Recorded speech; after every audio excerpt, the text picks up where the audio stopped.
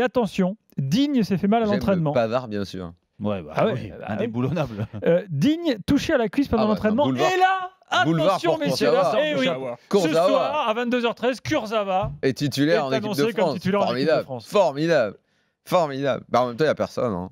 Il n'y a pas d'arrière gauche en France. Donc. Au milieu, c'est ça l'info finalement. Au milieu, Pogba, Kanté, évidemment devant la défense. Et ensuite, on annonce quand même une équipe très offensive, avec devant 4 joueurs offensifs, Coman, Mbappé, Griezmann, Giroud. Est-ce qu'on pourrait te demander une liste des arrières-gauches de nationalité française dans le monde?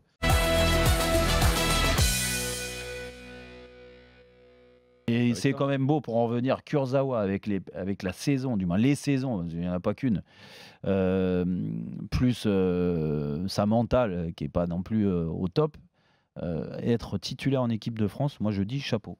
Là, ça faisait longtemps que je n'ai pas vu un joueur avec... Et tu veux que je te dise le pire? C'est que lui, il doit prendre ça, genre... C'est logique. T'as vu un peu comme je suis fort. Enfin, je fais 4 matchs, on me rappelle, je suis essentiel. Ouais. Je suis indispensable. Mais lui, lui, il cherche pas. Lui, il est convaincu qu'il est béton, il est essentiel. Hein. Là, il n'a pas envoyé encore de tweet ou de. Mais non, mais là, il te fait fermer ta bouche. Voilà, tu vas lui proposer une interview. Là, il va envoyer. Il dit ceux qui m'ont déjà. Non, tu veux dire si jamais il marque, Gilbert, par exemple. Oh non, mais là, si jamais il marque, je crois qu'il a préparé un truc.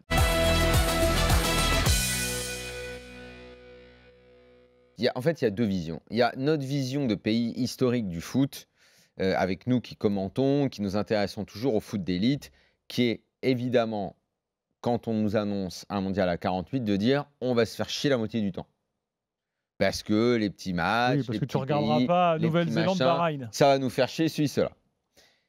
Et évidemment, pour un tas de pays qui vont nouvellement arriver dans la Coupe du Monde, qui n'ont jamais pu participer à ce genre de fête, 16 de plus, hein, Daniel. Forcément, c'est fantastique pour eux.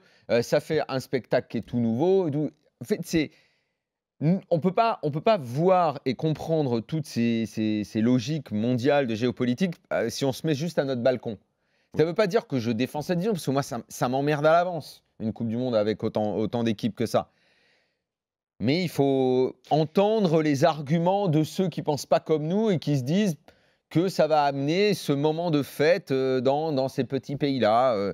Et que si nous, on se fait chier un peu dans notre petit luxe à nous.